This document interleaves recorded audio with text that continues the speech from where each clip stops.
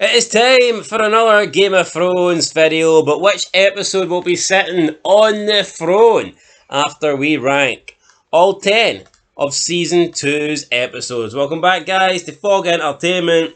Like we said, all episodes from Season 2 are going to get ranked, and we're going to get straight into it. We're going to start in 10th spot, also known as last spot, so no offence to episode number 5, but that's coming in last place. We give this a score of 4.5, which is extremely low.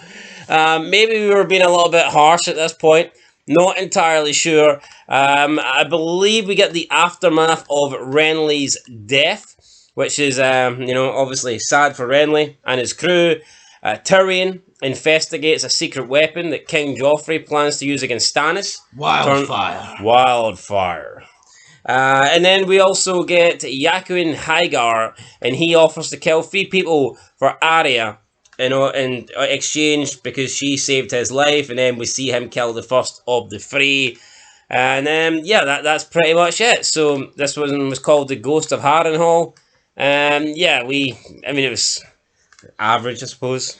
Well, 4.5 is below average. Yeah, I didn't like Renly's death. I was a wee bit sad about it. Could I dare say butthurt about it? I'd say you were. Was I? Taking it too far? I think you took it too far. Well, I gave it a 4 and you gave it a 5. You weren't exactly best pleased either, my friend. Very true. Coming in number 9, we have episode 4, Garden of Bones. Lord Baelish arrives at Renly's camp in this one, just before he faces off against Stannis. We got more Daenerys and her company. They're welcome to the city of Qarth, which is just, boring, really. And Arya, Gendry, and Hot Pie were imprisoned at Harrenhal.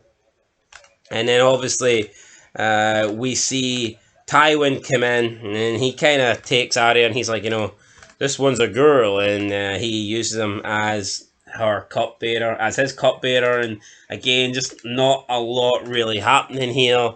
And obviously, we did have the ghost of the red-headed chick, whose name's completely, baffled me right now. And she sneaks into Renly's camp at the very end. Just, ghost-like figure. Bit weird. It was a bit weird. I didn't like it. Is it any surprise that these 2 episodes are last? No, it is not. Anyway, let's move into number 8 now. This got a 5.5 out of 10. Heading in the right direction, getting slightly better ratings now. It was the finale, Fëlor Morghulis, and in this one, Joffrey pretty much, he trades his wife. He says he doesn't want to marry Sansa. He now wants to marry Margaery Tyrell.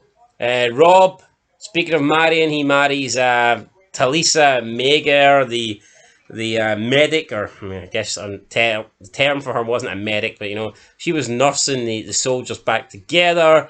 Jon Snow. Who are the soldiers? Humpty Dumpty? Yeah. Jon Snow was preparing to meet Mance Rayder. We had Arya saying farewell to Jaqen H'ghar. Daenerys rescued her dragons back, and at the very end, we got to meet some White Walkers after Sam was left behind from the rest of the Night's Watch. It was alright. 5.5 out of 10. Coming in 7th place, we have episode 7. This one was called A Man Without Honor. Bran and Rickon managed to escape Winterfell, but Theon tries to hunt them down, and we know how this goes. He ends up killing 2 random boys. Daenerys gets her dragon stolen. Jon, again, travels through the wilderness with Ygritte as his prisoner. And Sansa bleeds, and therefore she's now ready to have that bastard Joffrey's kids. That was episode 7. That was episode 7. Not exactly the greatest thing you'll ever hear in your life, but you know what? Ned Stark, he wouldn't have been a fan of this episode title, that's for sure. Honor. A Man Without Honor. Coming in at number 6, we have episode 8, The Prince of Winterfell. Stannis closing in on King's Landing. Tyrion preparing for his arrival. Jon and Curin were taken prisoners by the wildlings. Catelyn is arrested for releasing Jaime. Arya and Gendry and Hot Pie escape from Harrenhal. So, yeah, does Catelyn deserve to be arrested for releasing Jaime? I'd say so. That's a pretty bold move, but again, it was another okay episode, but just nothing really stood out for me. Yeah, just another generic. Unfortunately, a lot of season 2 was like that. Yeah, it's just tripping over its own feet, wasn't it?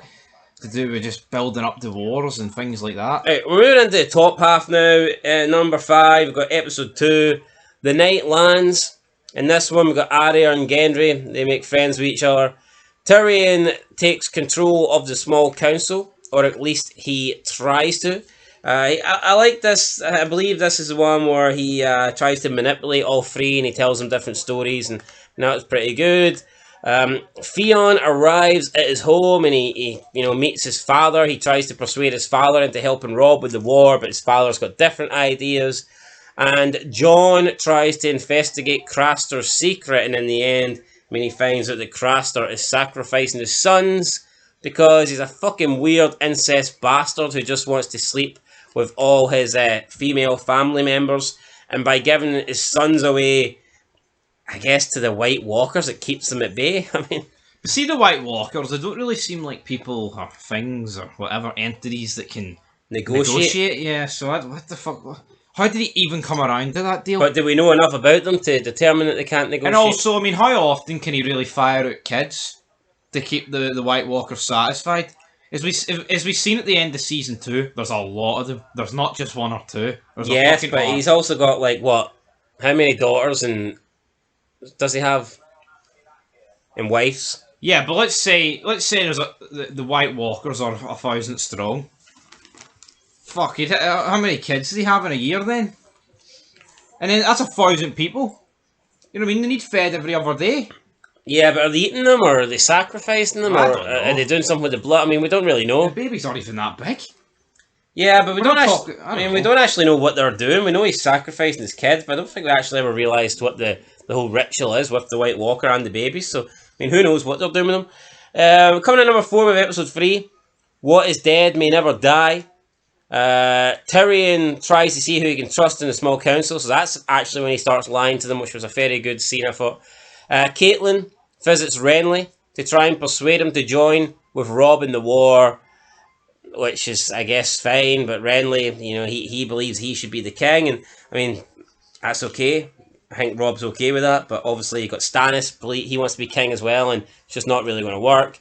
Theon has to decide whether or not his loyalties lie with his own family or with Robb Stark, and you know what? He probably should have picked Robb Stark, because the Starks were kind of his family. His father gave him up. Yeah, his father was a jobber, man.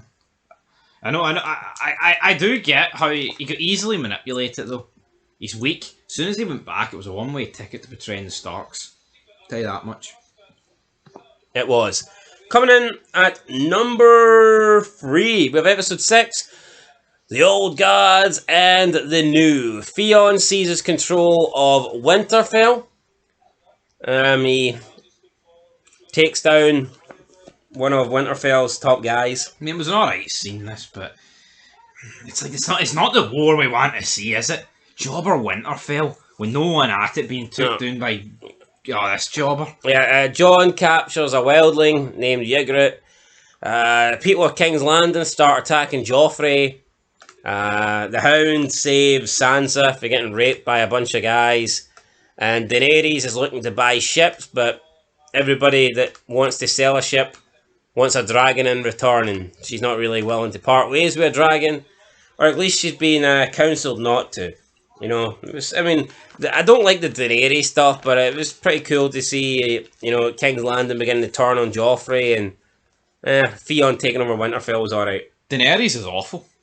Honestly, I don't know what I was expecting going into Game of Thrones, but I would say she's up there as one of the most overrated characters in TV history. I've only seen 2 seasons, right, so I can't be too judgmental, but... Is it Daenerys, or is it more her arc? Or is it the character herself you don't like? Well, I don't like Jonah Momoa. Is that his name? Mm-hmm. I like him. I agree, I think the location sucks, and I think the arc sucks, but you know what? If you put Ned Stark in Quarth, it's going to be fucking better than her, isn't it? I feel like it was better in season 1 when Drogo was a bit. Aye. Even then, it was still There was actual talk about, we're going to get across this sea and fucking lay smack down. Even then, it was probably still my least favourite location. Yeah. Arc of the show. In second place with a 6.5 out of 10, we have episode 1, the premiere. The North remembers. Tyrion arrives at King's Landing to take his father's place as Hand of the King. We get introduced to Stannis Baratheon. He says he plans to take the Iron Throne for his own. Robb decides his next move, and the Night's Watch arrive at House Craster. So, pretty good to get finally introduced to Stannis, because we hear a lot about him. We hear him get name dropped in the first season, but we actually do not see him until... Is it not incredible, though, that this episode got a 6.5 and we put it second? You feel like for the big almighty Game of Thrones, that second place should be like a 9 or something. Yeah, but you know what? Season 2 just didn't really deliver. I like Stannis. Some people bury him, say he's boring, but you know what? He's no nonsense. Yeah, exactly. What you see is what you get. If there's... Yeah. But see, it's unrealistic for everyone in a war to be like flamboyant. Yeah, not everyone's going to be Tyrion, you know? It's like... Aye.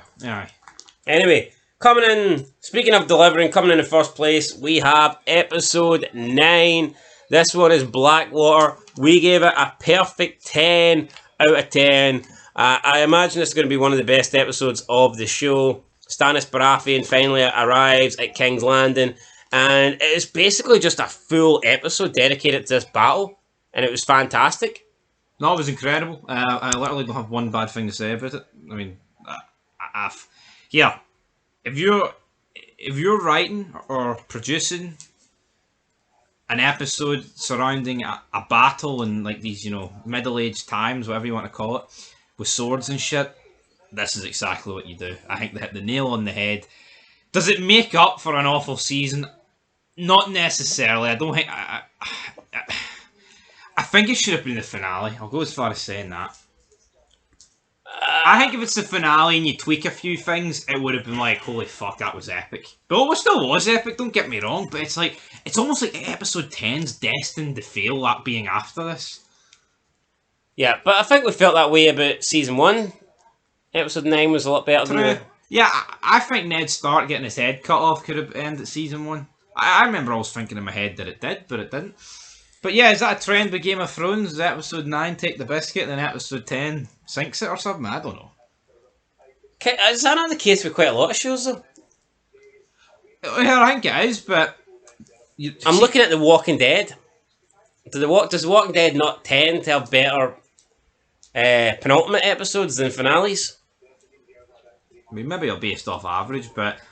I mean, I think, if you incorporate it right, it's like, you want to see your fallout before the next season begins, and obviously if you do it in the finale compared to your penultimate, then it can work, but we don't dish out 10s easy here on Fog Entertainment. Our 10s are must-watch episodes. They are fucking top GOAT tier. And this was must-watch. So there you go, guys. That is us ranking all the episodes. We gave season 2 an average of 6 out of 10 exactly on the button.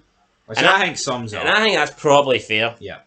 Massively helped by the 10, though. Yeah, massively helped by the 10. But yeah, 6 out of 10, guys, season 2. Hopefully, season 3 picks up. From what I've seen, though, people do tend to say that season 2 was the worst out of the first 5 seasons. So, maybe there's hope for us going forward. Anyway, we'll catch you in the next one. Leave a like, leave a comment, subscribe, and until next time, peace.